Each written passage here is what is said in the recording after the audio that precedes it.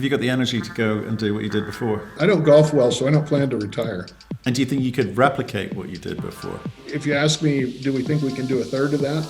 Yep, absolutely. Do we think we can do a little more than a third to a half? Yep. What if we're only a third as successful as last time? That's 500 million, depending on what time you put the peg in it. But 500 million from our current market cap, I think most people would be pretty happy with that. Welcome to Crux Investor. First of all, thanks so much for watching this video. If you like it, please give us a thumbs up. It'd be much appreciated. And do leave your comments below, because we would like to understand the sorts of questions you think we should be asking, how we're doing generally, and of course, what you think of the company. And if you haven't already done so, please click the button in the corner of the screen to subscribe to our YouTube channel. And of course, for more videos like this, click the notification bell. We spoke earlier today to Bill Sheriff. Yeah, that guy who built a company for 1.7 million and sold it 30 months later for 1.8 billion to Uranium One. Now, obviously, he made a name for himself doing that, got back into the uranium saddle relatively quickly, but realized that the market after Fukushima was not going to return too quickly in his opinion. Turns out he was right. And we talked to him about what he hopes to do this time around. Can he replicate the same model as last time? Have a listen. We talk about his business model today and the assets that they hold and where the value lies. Is it M&A driven, or is he going to sweat his existing assets? Again, take a look at what he has to say. We also talk about the EnviroLeach JV, which is the Group 11 technologies that they're doing with Golden Predator, EnviroLeach, and themselves enCore. Fairly interesting. He seems very, very excited and animated about that. But take a look at that and a lot of other topics we discuss in the description below. Anything interests you in particular, because it's quite a long, detailed interview, you can click on the relevant timestamp. That'll take you to that part of the video. Enjoy what he has to say. Hey, Bill, how you doing, sir? Well, thank you, Matthew. Appreciate you asking. Yeah. Well, good to have you on the show. First time. We're going to learn today about enCore. And maybe Golden Predator. Yeah, I'm sure you'll throw that in there at some point. But why don't we kick off with a 1-minute overview for people new to the story, and then we'll kind of pick it up from there. Sure, it'd be my pleasure. enCore Energy was formed shortly after Energy Metals Corp was sold to Uranium One. And when I was one of the co-founders of Energy Metals along with Paul Matisic, we acquired a significant portion of the assets that had originally been in Energy Metals, along with virtually the entire technical staff. And, as the name might suggest, we thought it was a good time to do it again. We'd mobilized the company, and then along came Fukushima. We'd put roughly 50-60 million pounds into the projects, into the company, with including a at least partially permitted project in New Mexico. And we saw a resurgence coming again after the 2008 decline. Unfortunately, when Fukushima came out, we figured it would be a good 5 at least, and probably 10 years of no interest in the sector. So we pretty much battened down the hatches and closed up shop, sent out a chairman's letter to our shareholders and anyone interested that said game's over for 5 to 10 years, that we're in survival mode. And not very popular with our contemporaries, but nonetheless, I think it was a good service for our shareholders. And in hindsight, it appears to have been the correct move. During that time, we've obviously been on a very, very low burn rate, trying to conserve our resources and assets, and at the same time look for new opportunities that might be of some great significance to the company, albeit with a low entry cost, which certainly has proven to be successful for us. We're well financed. We've picked up 2 or 3 major business opportunities during that time. In particular, high-grade breccia pipes on the Arizona plateau, which are the highest grade deposits in the U.S. And we have the largest land position with a number of new discoveries in that area. There are some issues with it in terms of land withdrawal that affect a portion of it, but not all of it. We can get into that a bit later, but nonetheless, it's a great opportunity for us. Similarly, we just announced back about PDAC time our involvement with Group 11 Technologies, and that is a non-invasive alternate processing mineral technology where we plan to use our expertise in situ leaching towards a variety of metals, including those uranium deposits that have previously been thought to be not ISLable. Thanks for that, Bill. We'll get onto some of those topics because I do want to talk about everything that's going on in the business here. And there's the point I normally say to people: hey, can we have a chat about your business plan, your strategy? Which again we will do, but I want to talk about you because I read a presentation that you gave a few years ago, and it talked about how you started off. And I'm trying to get in the mind of Bill Sheriff here, the type of guy you are, because in that presentation, it talked about making a lot of sacrifices, having long periods of your life without money because you believed in something. I mean, those early days, you really were kind of roughing it and spending the last bits of your money on projects and hoping that they would work out. And obviously, they clearly did with EMC. But can you just give us a sort of sense of what were your drivers back then? What did you know that other people didn't? Were you just smarter, or did you just get lucky? Well, I think you have to have a bit of luck to do anything, but then again, I think you make most of your own luck. And perseverance, I guess, would be the best thing. And you have to do a lot of analysis as well. And a bit of it was I've been a stock trader since I was 16. Not to any substantial size, but always had an interest in the market. And without much money, you do a lot more studying than you do trading. So picked up a bit of a knack of noticing tops and bottoms in markets. And I thought I saw in 2003 at the end of the year a unmistakable tossing in the towel, or capitulation, if you will, in the market. And part of that came from my days of prospecting in Nevada for gold prior to uranium. And just a bit of background on U.S. mining law: you stake a mining claim and you have the mineral rights until September 1st of every year, at which time you have to pony up a bit more money and or work to keep your mineral rights. And in December of 03, I saw something I'd never seen before, and that was at the end of the year. That is December 31st. There were 3 major uranium companies that took the positive action of turning their claims back into the government instead of taking a free ride on them and through the next September. It was completely unheard of. I haven't seen it before then. I haven't seen it since then.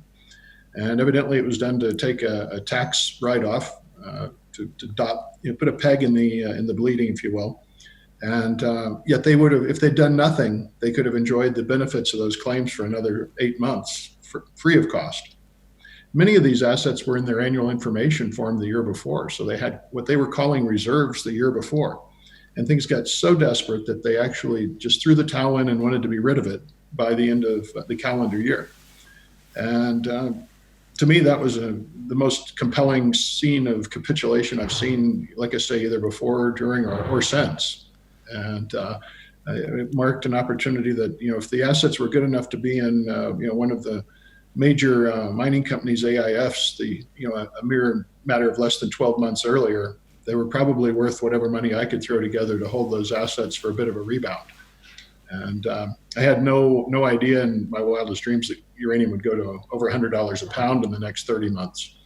But I was equally certain that it wasn't going lower, and that what we'd seen was a panic capitulation, or simply a giving up of some of the most important players in the uranium industry. So I felt quite confident to amass everything I could to acquire anything I could.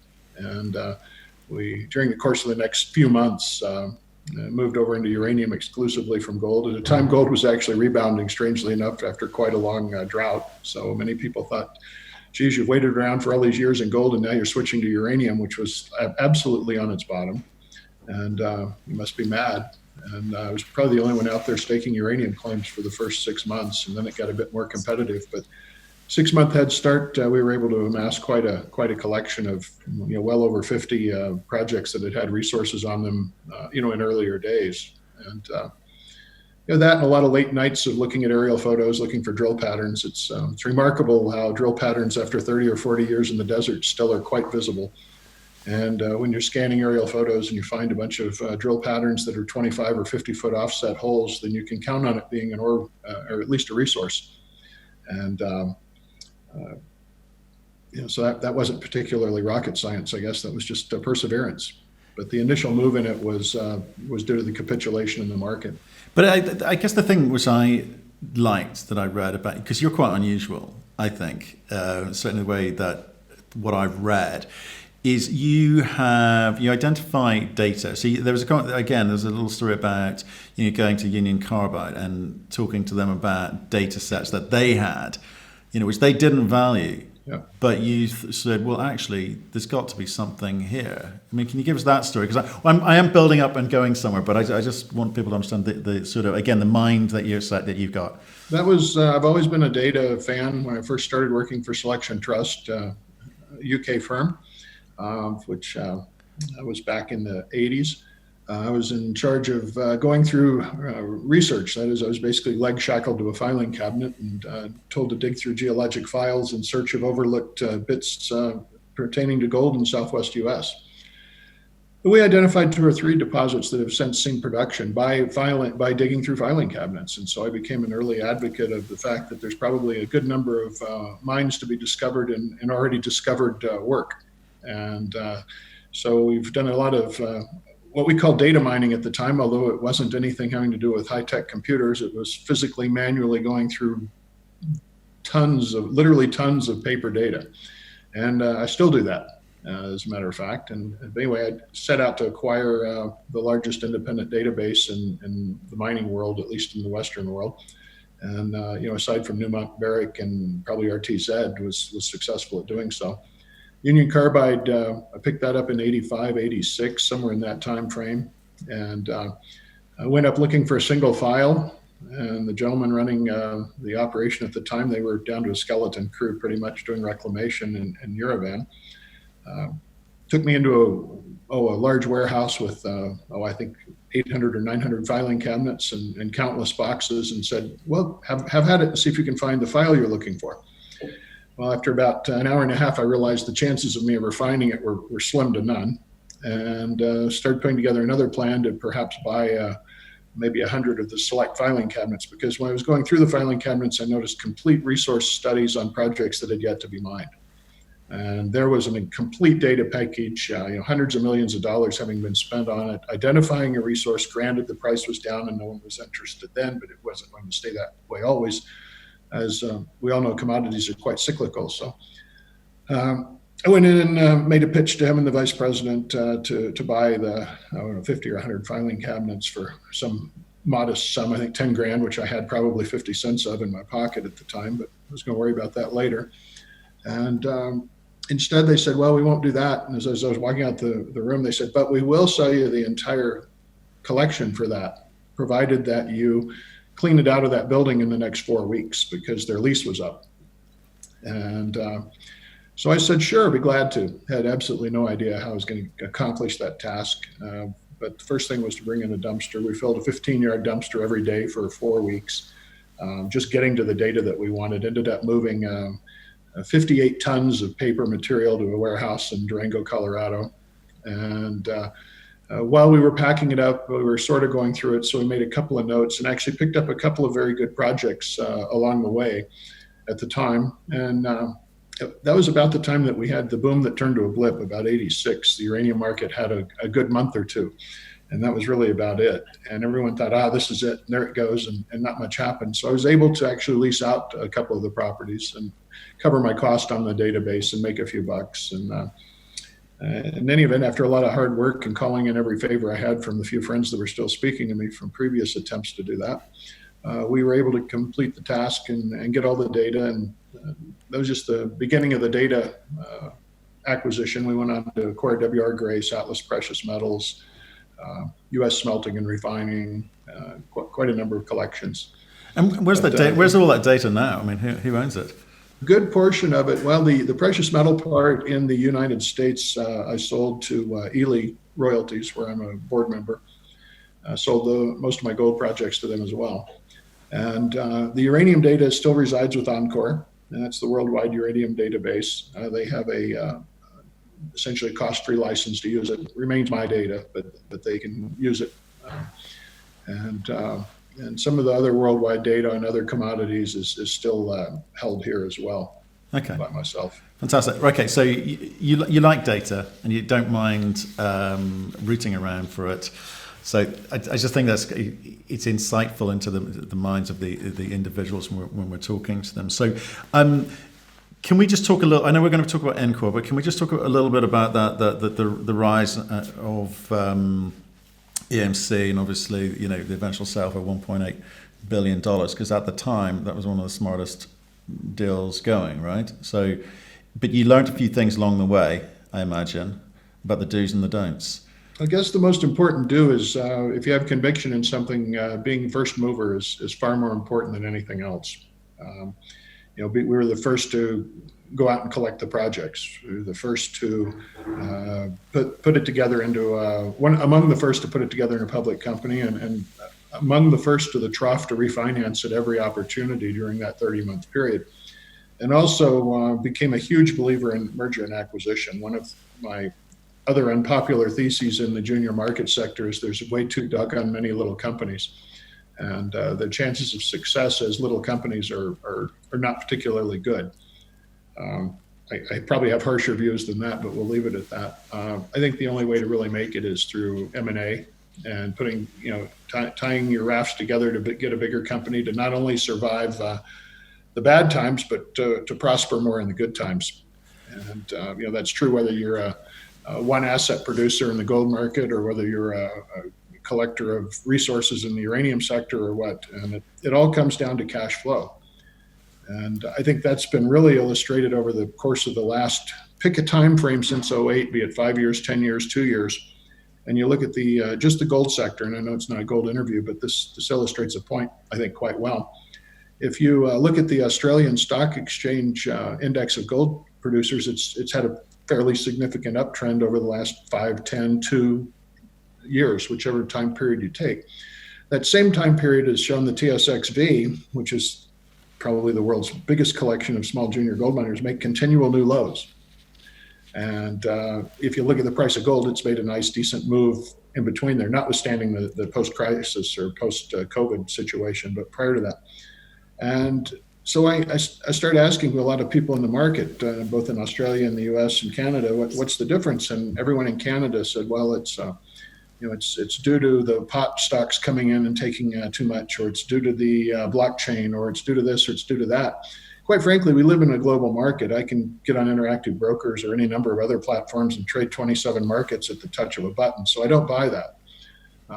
It's a currency exchange issue. Yeah, there might be 5 points difference between the Aussie dollar and the loonie. So that's not really it either. And what I really started believing and have become an advocate of is that the Australian model involves revenue. And the Australians, they want to go out and produce if it's 5,000 ounces. It's better than no ounces. And so they make an effort to go out and generate revenue. And I think if you look over the course of the last few years, here again, post-virus notwithstanding, most of your successful gold companies have had revenue. And the reason the royalty model works and has worked so well even for not being producers is because they have a piece of that production through royalties. And I think the bottom line is that the investors, and sure, during this time of uncertainty, they all come running back. But here again, I'm more interested in a sustainable business model than I am a temporary boom. I welcome the short-term investors, don't get me wrong, but it's hard to build a business on them. It's very unpredictable. And I much prefer a solid business model. And any solid business model, I think, has to have revenue. Well, absolutely. What I'm trying to understand is what are the things that you learned on the way up, with that Uranium One deal, with EMC. What are the things you learned on the way up? You've given us some clues today in terms of persistence and trusting instincts and Yep. People and data and all of those things. But what are the other components to this? Because it seems to me you're not going to get first mover advantage this time around.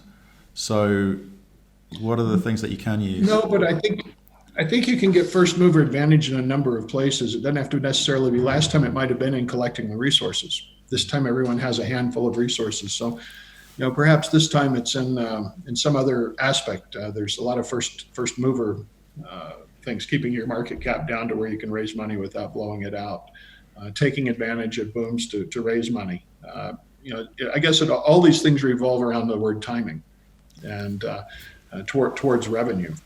And so I think we can still attain first mover in certain areas. And here again, that segues into the group 2011, where we've clearly got first mover initiative. We'll come on to that. I guess what I want to understand is like there needs to be a degree of, when you're small and nimble and agile, there's a degree of flexibility there to the way you do business. But are you reliant on your brand, as in someone? There weren't too many people who kind of did what you did. Do you think you could go into the market when you choose to? Because I think you've already alluded to us that perhaps that you didn't believe the timing was going to be right for 5 to 10 years. Do you believe you can walk back into funds, banks, and the rest and say, give me some money? You talked about M&A there. That might be a better course of action for you. I mean, is that the plan? Maybe now's the time to sort of start talking about the business plan, because you've done nothing for 5, 10 years, right? Deliberately, you've done nothing. You've chosen not to. Right. You've only just redone your website. So is now the time? I don't even know that we've done that too often.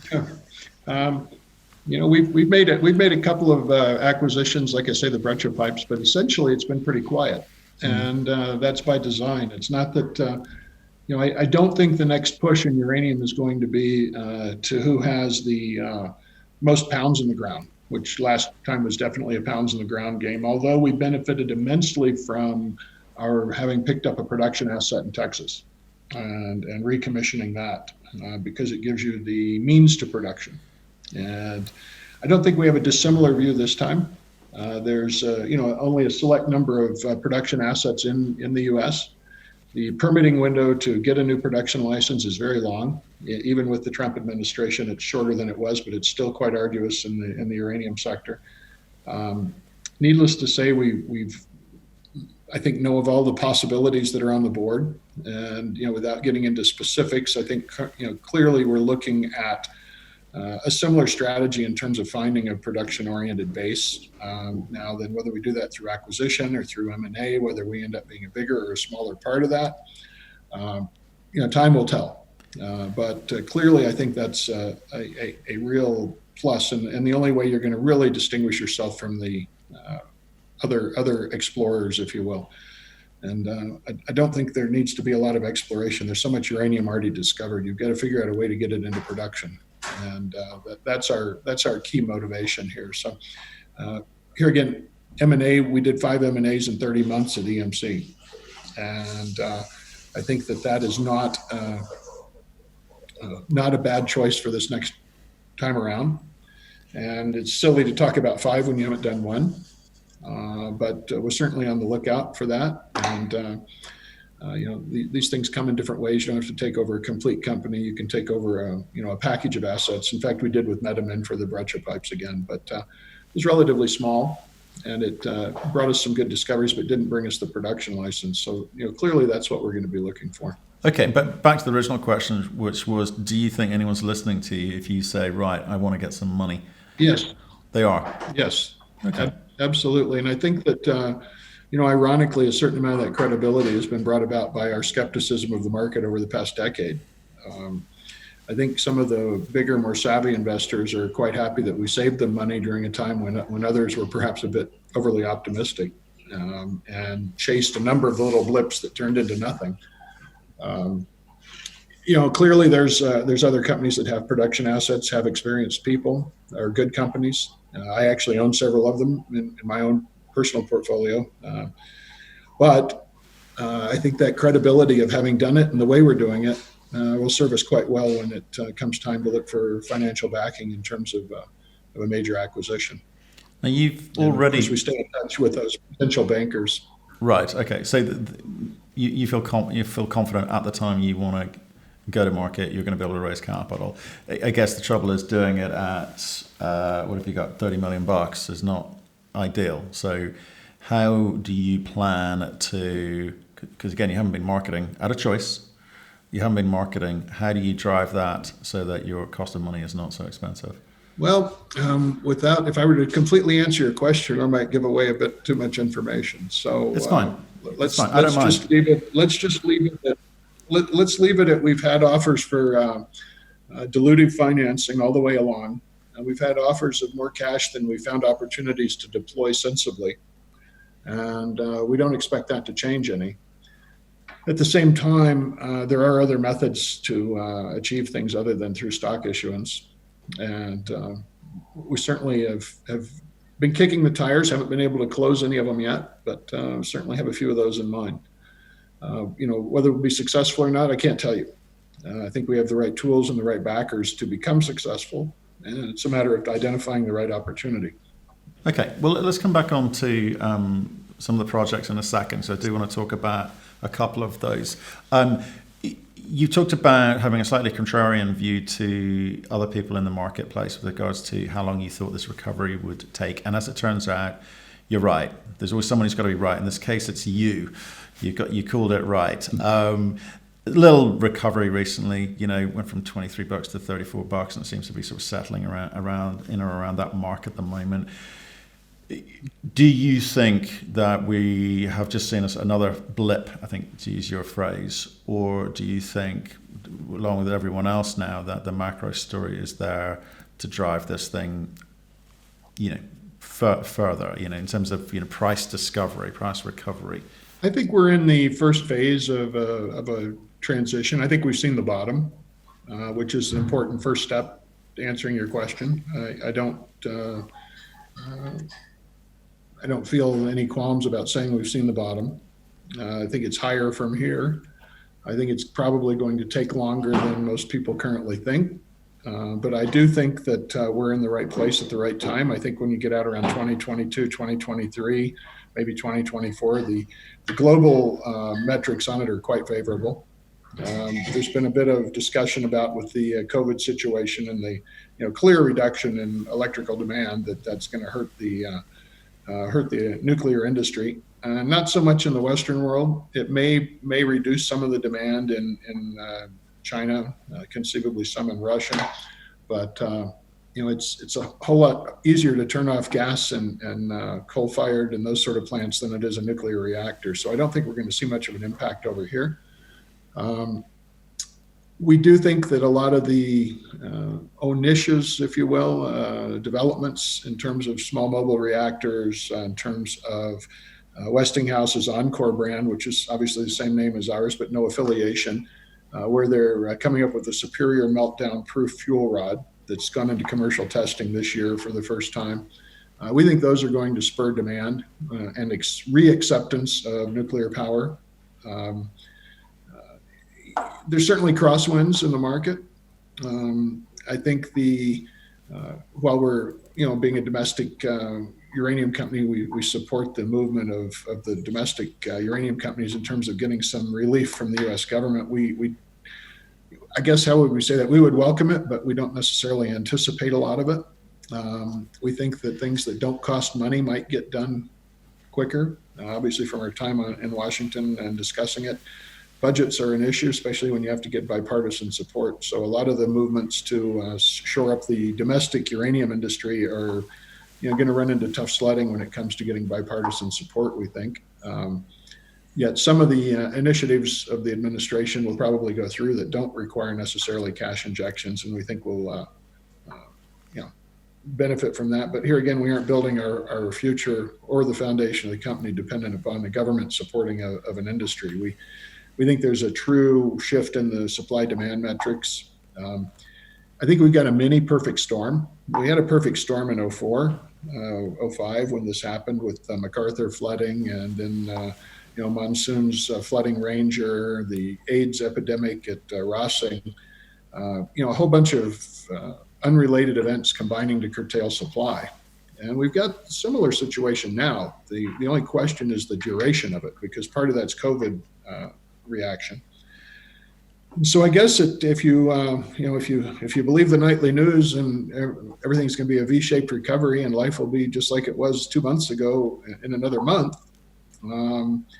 Couple of things. I have a bridge for sale if you're interested, but the other one is that will probably return the electric back to where it was. We think it's going to be a little slower process, and we think it's going to function to limit supply a lot more than it's going to curtail demand. It's interesting talking to like a John Borshoff or someone like yourself who don't have the same business model, the same drivers as everyone else, because everyone talks their own playbook, right? It's just human nature, and it's the job of the CEO to do so. So there's nothing wrong with it. It's just a question of it. You got to take it with a pinch of salt, or at least understand the drivers of the conversation. Your conversation is different. Obviously, as you're saying, we made a call very early on. We told our shareholders, they accepted it, and we were going to sit back and wait for the right time. Whereas you had lots of CEOs, lots of funds talking up the story, the demand story from 3-4 years ago, and every year since. But that desire, that story was unable to shift sentiment enough, because the sentiment was based on the buying behavior of the utilities. So, I mean, was that something when during this period you're sitting back and saying, well, I told you so? Or was a little bit of you going, well, actually it'd be quite nice if it did turn now? No, I think what it is realistically is it's based on the only experience that I personally have, and that was seeing the blip in 85, 86 that didn't go anywhere, and the really quite unique set of circumstances that did result in a perfect storm in 04 to 07. You know, we had one spot producer that was dictating the spot price by dribbling out a few pounds here and there, which, you know, drove the spot price to obscene levels. So much money coming in at the top of that cycle, you know, a super cycle, if you will. Some have called it that in 07. You know, the building cranes all over the world. I mean, the economy was on fire, much like it was about 6 months ago. But, you know, so I'm very much biased by what I've seen and lived through. And so that's why I think, you know, that was not a demand-driven market. That was a supply curtailment market. And I think that, as I say, this one resembles that a whole lot more than anything I've seen since, and has the potential to have a more lasting duration, I think. You know, we'll see where this virus restriction goes. You know, some of the things that I think people aren't also queuing in on, and they're all minor, but you take a lot of these minor points and they start adding up to something significant. And, you know, that is when you put your well fields on standby and quit pumping, you'll never achieve the same uranium production when you turn it back on. Basically, an ISL is a giant chemical reactor. And once you stop the circulating fluids, funny things start precipitating out and clogging your system. And, you know, it's I won't say it's impossible, because people do the impossible all the time and we get new innovations. But to date, you will not get your full recovery out when you restart your well field. And you know, that's one of the actions that the Kazatomprom's taken that's, I think, is significant and potentially lasting curtailment. You couple that with, like I say, now over half of the world's largest uranium mines, have curtailed production for one reason or another, and they don't seem to be too quick to jump back in. And there's certainly mathematical models that have been put forward to where even you know, the biggest in the business, Cameco, will make a lot more money if they lose a few bucks on contracts above $40 a pound, due to the low number of contracts, in order to put in longer term contracts in much bigger supply at 50 and 60. And certainly they've got the financial wherewithal to withstand such a short term loss situation. So I think most of the players are not it's similar to oil, and nobody really wants $20 oil except maybe the consumers. You know, and I think here again, similar. I don't think oil's going back to $100. I don't think uranium's going back to $100 anytime soon. But I think we're likely to have a more sustainable market due to the increased demand going out to 23, 24 in that area, coupled with the supply curtailment that we have now.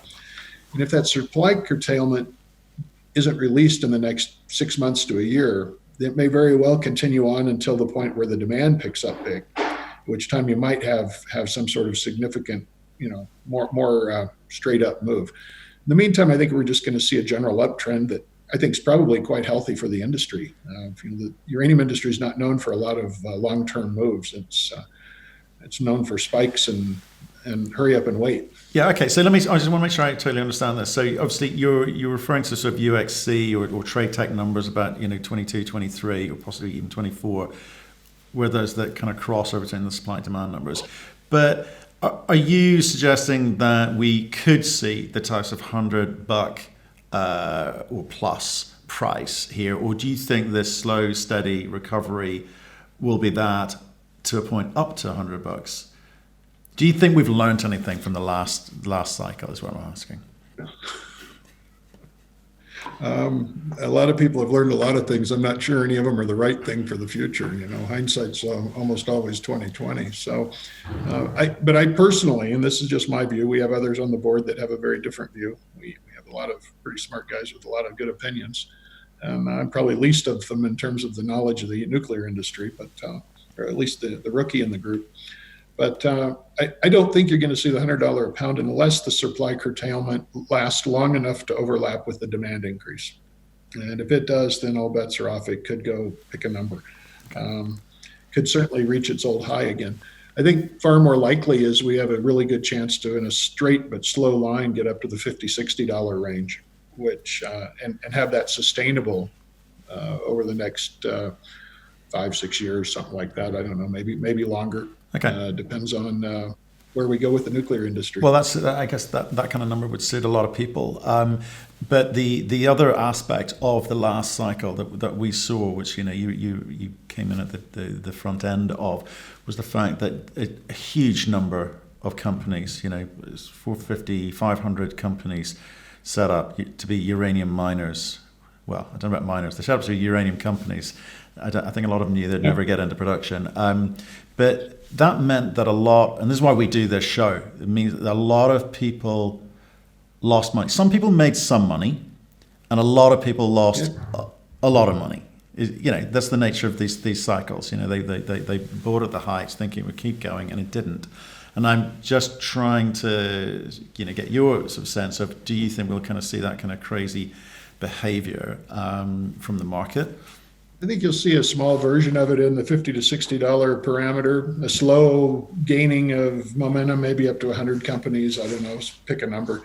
I don't see the investment frenzy as being there like it was last time around. However, here again, if the curtailment goes long enough to overlap with the demand increase, then at that point you may get all bets are off. A bit of craziness into the market. Right. I still think it'll be a bit less than last time because a lot of those folks figured out they didn't even know how to spell uranium, much less be in the business. I've always told people that, it's not myself by any means, but it's our team. If you look at a company, anyone could go out and get pounds of uranium. Anyone can go out and get a deposit. If your objective is to sell it to a big company, you've only got a handful of somewhat hesitant purchasers now, and obviously that will grow as the market dynamics change, but still there's not a lot of big companies. There's very few, and it's concentrated. So if you don't have that as your plan, and your odds are, a bit long on that, I guess. Right now there's 3 or 4 really quality assets looking for a home, and there hasn't been a whole lot of bidding on them. But I think the other route is we're going to be a producer. So if you're going to be a producer, you have to look at that company and ask the company, how are you going to get there? Do you have the in-house technical ability to be in production? Have any of your people ever been in production? Do they know how to permit? Do they know how to do reclamation? Do they understand the fuel cycle? Do they understand that just because nuclear demand goes up, uranium doesn't necessarily go up, that there are things that can offset that? They're substitutes. And one of the big things we watched during the decline was the SWU. If the SWU price isn't moving, it doesn't matter if yellow cake moves. It's a short-term blip. You've got to have things moving in concert. And I think if you ask the management of most companies that pretty quick, you'll end up with maybe a dozen or 20 companies that actually have the real potential to make production. Obviously, the ones that are in production now are already there. But the next tier, do they have the technical ability and the technical know-how to take their projects and get them into production? And through regulatory burden, assuming cash were no issue. I mean, it's quite expensive to permit these things, but let's just, for step one, assume that cash is no issue. The right kind of market, it probably won't be. It still limits your field considerably. And I would, those are the ones I would look for. Yeah, I hear you. We've been pretty much saying the same thing. Have you got the energy to go and do what you did before? Oh yeah, this is fun. I don't golf well, so I don't plan to retire. Okay. And do you think you could replicate what you did before? All things being equal. Honestly, I think it will be, I don't expect that sort of a frenzied market. So I think it would be really tough to duplicate the $1.5 billion wrap up. But, if you ask me, do we think we can do a third of that? Yep, absolutely. Do we think we can do a little more than a third to a half? Yep. So, what if we're only a third as successful as last time? That's 500 million, depending on what time you put the peg in it, but 500 million from our current market cap. I think most people would be pretty happy with that. Yeah. Okay. Should we talk about some of your projects? Because you've got quite a few. You've got a lot of projects. Are all of them economic? Are all of them things that you're going to move, or are you going to flip them? How do you break down your ISR projects from your conventional? Well, we've kind of got a three-stage strategy, and it's very much dependent upon what the market does and how it does it. And this gets into the velocity of the price change. We've got some relatively small, dry, conventional mines in Utah that are all within a fairly close shipping range of Energy Fuels White Mesa Mill. While they're one of our shareholders, we don't have a special agreement with them. They've been pretty much, in terms of toll milling, they've been pretty clear that first one to the gate with the product that'll sign the agreement will process their ore. And here again, this gets back to the first mover discussion. I think it's important no matter what business you're in. And so, assuming we were to see something that we don't expect, and that is a very rapid price rise, we could get those mines into production very quickly, certainly under a year. The permitting on a dry mine in Utah is very straightforward. And while it wouldn't be a lot of money, it would be cash flow. And I think that would separate us from the crowd. So that's, I suppose, the smallest leg of the stool, if you will. The more important ones are the high-grade breccia pipes in Arizona and our big deposits in New Mexico. And the ones in New Mexico are ISLable. We believe all of them are. Certainly the biggest Crown Point and Hasta Butte are. Crown Point and Hasta Butte are under a partial license, and by a partial license, I mean they're held under an NRC license that Laramide currently holds. One company holds a license on two different companies' properties, and so we have a strange relationship in that regard there, but a positive one with them. And at some point that will pay off for both parties. The breccia pipes are more of an interesting thing. I say we don't need new uranium discoveries in general in the world, but high grade is always something nice, and you can never have enough high grade. And the deposits on the Arizona Strip are significantly higher, 4 or 5 times as high as most of those in the U.S. And while they don't approximate those in the Athabasca Basin, neither does the CapEx nor development cost. These are very quick, inexpensive, easy to permit, easy to reclaim projects. We've got about 12 of those in Arizona that are not encumbered by the land ban that was put in during the Obama administration. There's been quite a little talk about relaxing of that land withdrawal in the vicinity of the Grand Canyon. If it happens, we stand to benefit significantly. If it doesn't happen, we've still got 12 awfully good projects there. Those are quick to delineate. They're quick to drill out. They're quick to get into production, modest CapEx, et cetera. Here again, you need a mill. So they're all within trucking distance of that White Mesa mill. We've also looked into the possibility of a new small mill in southern Utah to service those. And I guess the best way to sum that up now is while financially it's feasible, timeline-wise it's probably feasible, politically within the communities there's not broad support for it yet. And with who knows how a bad economy for a year or two here might change local perception of such an opportunity. I don't know, but we keep it on our radar screen. Right now, the most favored approach would be here again, first to market and get to the mill. But the real company maker that we've got is in New Mexico. New Mexico has long been known in the U.S. as the biggest, most high-grade deposits. In terms of most of the production in the U.S. has come out of New Mexico historically. And unfortunately, the legacy of that is that they did not treat the native population, primarily the Navajo, very well.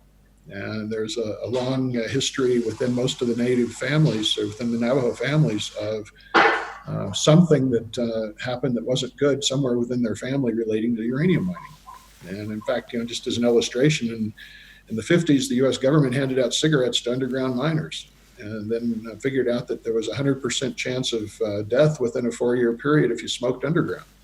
So, not a great way of doing business. And then there's the old-fashioned mining way of doing business, where they come in and say, we have the rights to mine this, get out of our way, we're going to mine it. And that's not very neighborly either. One of the experiences I had being on Uranium One's board was dealing with the black empowerment issue in South Africa. And we came up with a novel approach of, rather than giving a large chunk of the operation away, rather providing it through equity, through people actually working to build equity. And I think we all are probably of the opinion, certainly I am, that if you work for something, you appreciate it a heck of a lot more than if it's just handed over to you. And that segue into my wife's position with Golden Predator. She's had an awful lot to do with the Aboriginal issues up in Canada. And some of the same actually related First Nations in Canada are related to the Navajo. It doesn't assure success, but it's certainly our approach with the Aboriginal peoples has been radically different than most companies, I think. And certainly there's no such thing as smooth sailing on any permitting of any mining project anymore, I don't think. But I think we've got an inside track again in terms of how we view the proposition. And bottom line, if it doesn't make sense for them, for us to be there, then we really don't need to be there. Okay. And if the project isn't big enough and healthy enough to take on that extra small burden, then we shouldn't be doing it. And right. It's going to take a lot longer in New Mexico, but the reward is substantial. Okay, so what I'm hearing is whatever gets you into production and cash flowing first is going to be your focus, market conditions allowing. Yeah, you have some big targets that you're potentially looking at. These brachios are potentially, well, not all of them. You say you've got 12. Are there a couple that stand out, or are they all roughly a similar size and similar geology? There's 4 or 5, and these are things that were developed by Quatera back during the last boom. They had quite a bit of experience from, here again, Union Carbide and Energy Fuels days on the Arizona Strip back in the old days. And they developed a new geophysical technique to identify breccia pipes. And so far it's been hitting at about 85-90%. And of those, about a third are mineralized. So yeah, there are 4 or 5 of those 12 that stand out in terms of they've got a few more drill holes in them. They've got more substantive discoveries. But clearly we think all 12 have a good shot at it. But yeah, there's 3 or 4 that stand out on that list for sure. And it's conceivable that we certainly would have to drill some more there before anything happened, and it's conceivable you could see something happening there over the course of the next few years, depending on how the market develops. Of course, the Utah stuff's quicker and easier. The New Mexico projects, which are really the cornerstone of the company in terms of uranium assets right now, are probably a 4 or 5 year proposition. There's a lot of groundwork that needs to be done. There's a lot of education that needs to be done on both parties, both us learning from the Aboriginals as well as them learning about what it is and how we plan to do what we do and why it's in their best interest to do so. I'm sure quite a lot of negotiation. So it's not an easy overnight step, but as I say, the reward's quite substantial. Absolutely, can't be done without it. Can't be done without it. But what I want to, because you have chosen to just hunker down for the last few years because you called the market right. But now you're going to have to start thinking about the path forward. What are you going to tackle first? Where do you deploy capital? Well, one, you're telling me you're not overly concerned about raising capital, but you want to do it in the least dilutory way possible, obviously. And then it's a question of how much you get, when, and where you deploy it. I'm interested in, what do you know today? You're a data guy. You told me right from the start you're a data guy. So what do you know today that's going to guide you as to where you target your cash or where you deploy your cash first, given your goal of I want production soonest?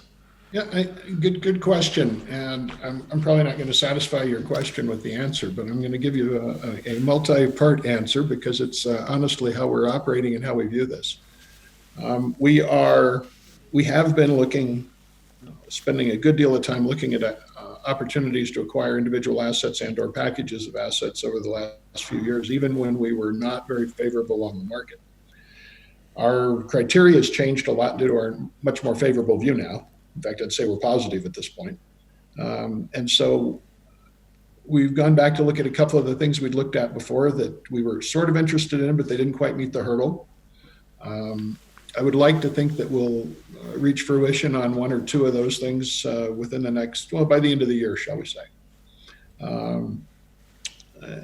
I think anything that we're looking at could be a significant transformative event for us. Obviously some are more significant than others, but I think any of the ones that we're really serious about that we're looking at right now and digging into great depth could be very significant for us. No assurance of success in terms of acquiring it, but we think we could, or we wouldn't be kicking the tires. The other thing is we've already begun an outreach program with the Navajo. Unfortunately, they're being hit particularly hard with this COVID situation, among the worst in the world. And it's easy to say go wash your hands, but it's very difficult when most of your citizens don't have running water. And I don't think most of our viewers here or most people in the world actually appreciate how profound the poverty is there and how profound the health crisis is there now. And so, we've done what we can. We don't have a whole lot of money, but we've taken an initiative and sent medical supplies, PPE supplies, that sort of thing to a number of the local chapters in Arizona and New Mexico as well. Obviously we'll get some goodwill out of that, but the main thing is it's something that, quite frankly, everybody should be doing, especially anyone that's working there. I mean, these are people that are going to be our partners, our employees, et cetera, and they're in a great period of need now. So we're trying to step up as best we can to do that and encourage others to do so as well. But beyond that, once this is settled down, we have plans outlined to begin a series of interactive dialogue with the various chapters and really sit down and listen to them. And here again, this is part of our approach with anything in any new community. When you move into a new neighborhood, you might want to find out how the neighborhood is before you start telling them how you're going to act. And we don't view it any differently than that in terms of the mining business. So we plan to sit down and not meet, typical company is you go and you meet with the elected officials, and that's pretty much it. You might hire somebody to go and, do some community outreach or something. We much prefer to go and meet with the elders, the actual people in the communities. And obviously you meet with the government, but you have to meet with the people, because after all, the governments come from the people. And especially in the Aboriginal societies, it's very maternal, elder driven society. And so that's where we'll spend a great deal of our time and effort. And yes, that's some money. It's not conventional money spent in a drilling program as many investors would see, but it's we think perhaps. You think that's the order of play? So I'm hearing M&A, if you can. That you're kicking a few tires. If you can, that's the quickest way to get production, get revenue. Okay, there's a cost that, and I guess when you know what it's going to cost you, you'll know. Okay, and then we will know. Then the next course of action is speak to these Navajo in some. I think, is it only Navajo you're dealing with, or are there other First Nation groups as well? I guess there must be multiple. It's primarily now in New Mexico. It's exclusively the Navajo. Right. In Arizona, it's primarily the Navajo. Right. Okay. So that's going to be the. But we're going to segue off into EnviroLeach in a second, I promise you. But you with the projects that you have, and when I say you've got a couple of handfuls of conventional and ISR projects there, you are still 2, 3, 4, 5 years technically from being able to start. Yep. Not monetizing necessarily, well, maybe monetize in some cases, but understand what you've got, the economics of those projects, yeah? So therefore M&A... Really that far away on revenue, yeah. Yeah, and absolutely in terms of revenue, because, you need production and contracts and all of that kind of good stuff. But I just want to understand, in terms of what you've got today, how you value that and the time frame. I think you've been quite candid about that one. But which leads us neatly on to the EnviroLeach enCore Golden Predator JV, Group 11 Technologies. I've heard you talk about this. You're quite excited about this. I am. You are, yeah. If it can do what you say, or then it'll be fantastic. But again, you've got to go through a process there. You're in a sort of non-exclusive license situation to use EnviroLeach's technology. and enCore and Golden Predator are going to go through a process of how long to do what's the end game?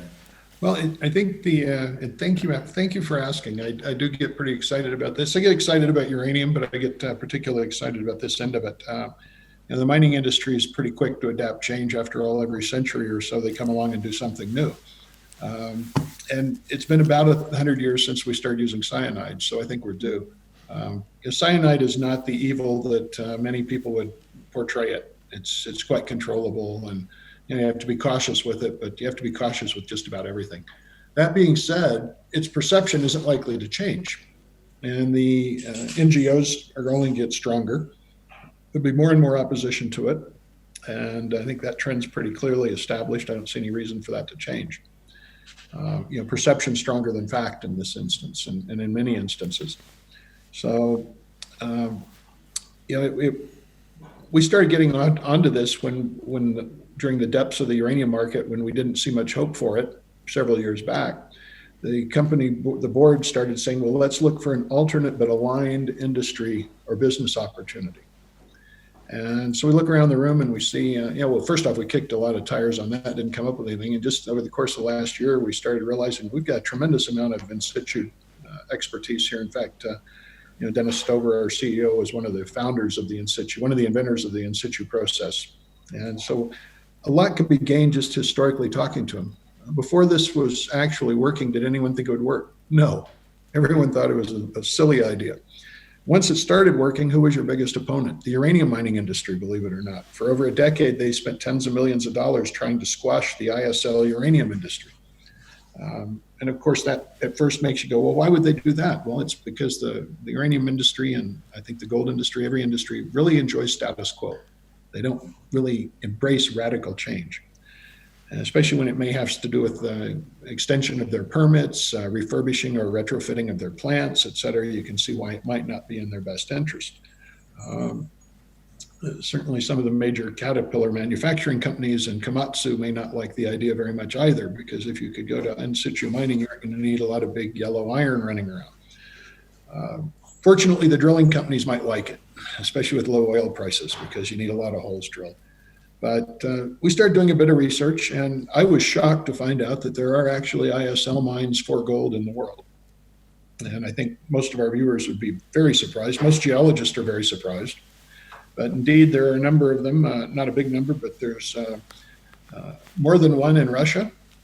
Unfortunately, they use cyanide, and it's in a rural area that's only inhabited by Aboriginals, and they have, I'd say, pretty complete disregard for the ill effects of what they're doing. But more importantly, it shows that it can be done. That is, you can move fluids through rocks that are not conventional in terms of a conventional ISL. You have to have a sandstone that's permeable, that's relatively horizontal, that's got an aquitard like a shale below it and beneath it to confine your fluids. And there have been a lot of breakthroughs done in terms of induced permeability, where you can actually fracture rock at a desired level. That is, you can get 2-inch rubble, you can get 6-inch rubble through controlled and computer choreographed blasting. That wasn't available 5 or 10 years ago. It is now. And so you can establish fluid pathways. It's particularly attractive in the gold area because of the price of gold, first off. Second off, because almost all gold is placed in fracture controlled. And so when you induce permeability, you open those same very fractures to the fluids that will touch the metal and dissolve it. So assuming they're doing it in a couple of places in the world, one place they're using chlorine solution, which is great, except mustard gas is one of the byproducts, which has got some ill effects. There's another group out that's using bromine, which is a known carcinogen. The real advantage with the EnviroLeach connection is the chemistry they use is benign. You can eat it. In fact, it's a human nutrient. 2/3 of the world suffers a deficiency in it. There's virtually no standards for groundwater concentration or any of that sort of thing. So and its kinetics are superior to cyanide, at least in the ones where we've run the test. So what keeps it from being a panacea? Well, its price is about 10 times that of cyanide. So there is an issue there. It's also a very controlled market, whereas cyanide's a very commodity type market. You can go and buy it from a number of suppliers. The basic components of the EnviroLeach solution are controlled by a very small consortium, maybe even a cartel. And so we're looking at ways to lessen the expense without competing against that cartel. And that is, we won't get into their market, but develop a source of the chemical for our own internal use that doesn't affect them. There's examples of where this works with toxic chemicals. So if it works, it's a matter of a solvent is flowing through the rock, dissolving the metal of choice, in this position, in this instance, gold. It's being pumped to the surface, precipitated out or collected out through ion exchange of the solution, having the solution re-injected and continuing exactly as in the ISL, except it's being done for gold with 2 toxic chemicals. So it hasn't taken on widespread applicability, but we think all of the pieces are there. I mean, there's instances of every aspect of this working. It's a matter of coordinating it together. And to do such a thing, we brought together a really good team. We've got hydrometallurgists, we've got metallurgists, we've got organic chemists, inorganic chemists, and we've got about 12 top-notch scientific people on this multidisciplinary approach, including a blasting engineer, which is really key to establishing the permeability. And there's a number of other companies that are working on the tail end of this process in terms of the nano bead technology for extraction of the desired metal from the solution. And that's a real key, and we're glad they're working on it because that's the tail end of our process. So, we'd be glad to contract that end of it out. But our expertise on the enCore side is purely the ISL technology.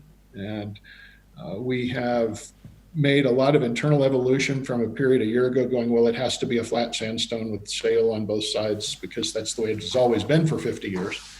So now it's like, well, there are a lot of other geologic environments where we think this will work also. And so we're just itching at getting out in the field and trying that. And the economics of it are very compelling. Your permitting time without cyanide is very, very low. You don't worry about containment of your fluids like you do in a uranium situation, other than from an economic situation, then that the solvent costs you money, so you don't want to lose it.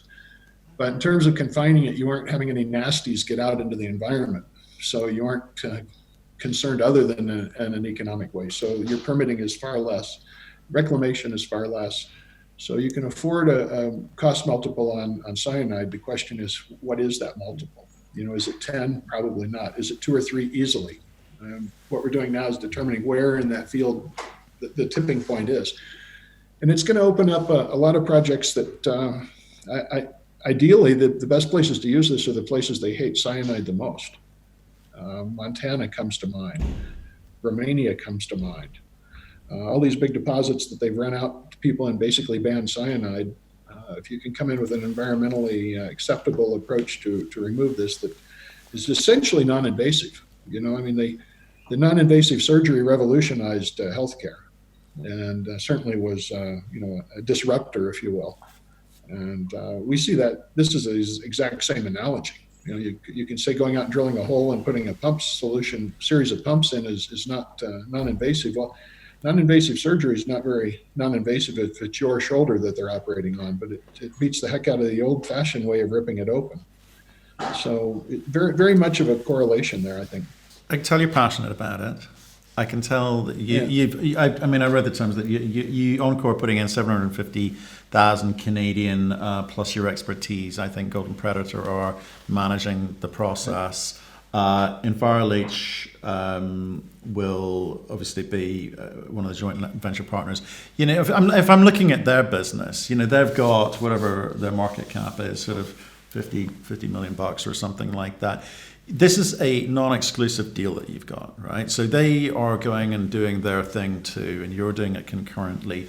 Can you give us the sort of specifics of the deal? Is this in perpetuity? Is there like an annual revolving license? Is it a 10-year thing? I mean, how does it work? Well, we've established a private company that's held by those 3 shareholders. I have to get to just a segue for a moment on the business model. In most mining companies, you go public immediately because you need the cash.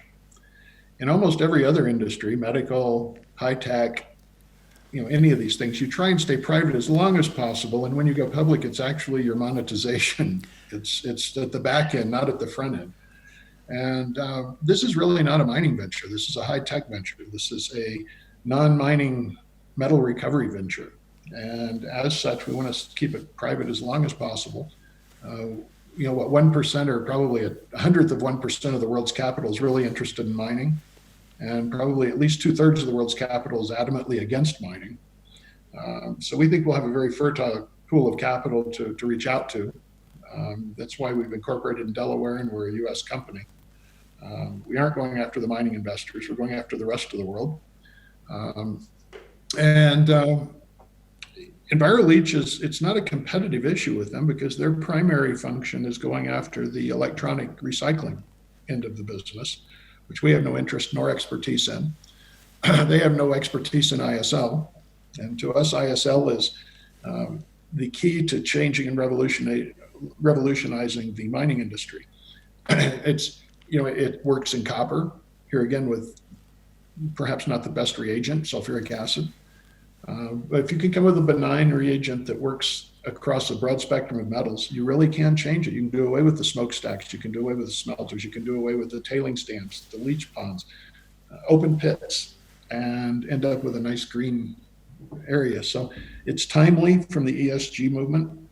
It's made possible by the advancements in ETI's chemistry and the advancements in blasting technology and the application of the knowledge that we have of ISL. So it's all of those things pulled together. And while we have a non-exclusive license on their chemistry, we do have restrictions upon its applicability to ISL. So you're going to remain private.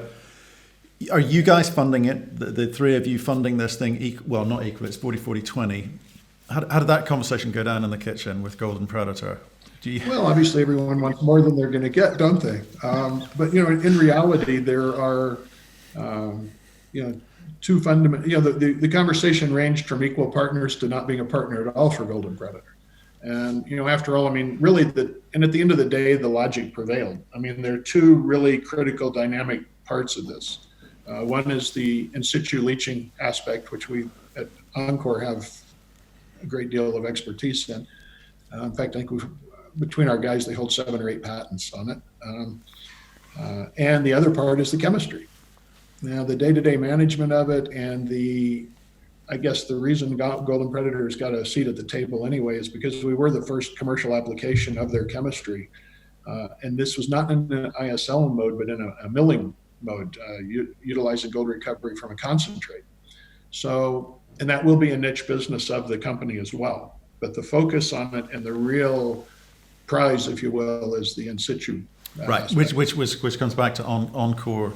Obviously, would like to utilize that. But how much time have you? How much more R&D in terms of how much more testing, learning have you got to do? Is this 2, 3, 4 years? Our objective will be to produce metal in 3 years. Okay, there you go. And even that may not be commercially, at pilot scale at least.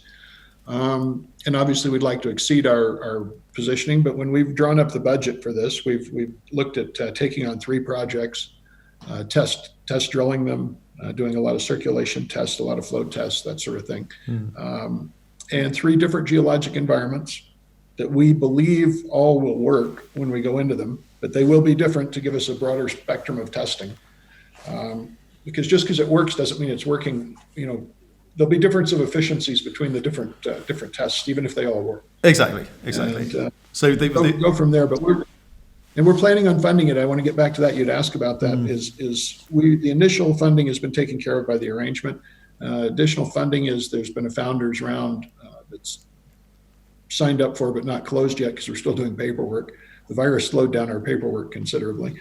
And then there'll be a small round done amongst more typical investors, and so that'll raise $1.5 million, something like that, between those two. And then after that, we'll be going to see the major funds and all in the U.S. to do the rest of the funding. All private. Yes, sir. All private. Okay, fantastic. And just to make sure I understood, you're going to test it on 3 different types of situations? So the breccia, and what else are you going to test it on? Well, certainly vein type deposit would be one. Right. Okay. So there's, that's one of my particular favorites. And in fact, it's interesting to note that in the U.S. a test was done in the I want to say late 70s in Cripple Creek, big gold district here, by a major mining company that was actually partially successful with very minimal effort, in fact, zero effort to increase permeability. The thing worked, they had a merger, and that was the end of that. Now, it didn't work 100%, but it certainly was encouraging. And little things like that, people who've been in the industry for their whole life are unaware of. And I certainly was until we started digging into it. And, so we're very optimistic. As I say, all of the pieces of the puzzle are there. We just need time and money to assemble them and take a number of tests to determine what works the best. Okay, so we to focus our direction. Absolutely. So we've spoken to a few companies, and so I'm going to wrap it up, I promise, shortly. This is such a great conversation, such a great conversation. We've spoken to people with their own proprietary technologies, whether it be around ablation or whatever their IP is, and they say it's great, it's fantastic. However, it's not commercial. It's not commercial yet, I think is the phrase they use. And they keep beating that drum. Are you brave enough to pull the plug on this if you see this is not going to work? Oh, yeah, I don't think we'll have much choice. I think the type of people we'll have funding us in the U.S. will instruct us to do so. Okay. I mean, these are success-oriented funds, driven by some of the marquee names in the world in terms of high tech that have their own ESG funds, if you will. Okay. That we, not only do we plan to involve them as shareholders, but also in management from a business perspective. So I think the financial funds will dry up pretty quickly if this is not making progress in a meaningful way. I think at the same time, those funds are also quite acceptable of a 3 or 4 year time frame. No, I'm sure they are, and I think a lot of people want this to work. It's a fantastic thing if you can deliver it, but at the same time, the trail is littered with car wrecks of companies who have tried and failed to do whatever it is that they do. Okay, and final one is this distracting you from the uranium task ahead of you? No, it's not actually. I think at this point we aren't really looking to operate uranium until we're successful in terms of some sort of an M&A. Even then, at current prices, we wouldn't turn the taps on. I think the best way to answer that question is it conceivable over the next 12 to 18 months, if all of our objectives are met, that we'll have a crunch on personnel? Yes. I look forward to that. There are a number of people that we've been in contact with that are, you can always staff up, and it's not necessarily that easy because you don't want just bodies. You want the people that are going to really contribute and move forward. And so we look forward to having that as a significant issue in 18 months down the road, is needing to recruit people for both sides of the business. Bill, thank you very much for today. Lovely to meet you. Lovely to hear his story. You as well, Matthew. Thank you. Very, very, very honest appraisal of the situation, and we look forward to getting into some detail with you, maybe over some of the projects in the near future. And let's hope the uranium market does recover, as you say. I think we're through the toughest part of it. I think the next decade will be a lot more fun than the last one. So. Let's hope so. Bill, appreciate your time. Have a great rest of the day. Thank you so much. You as well. Cheers.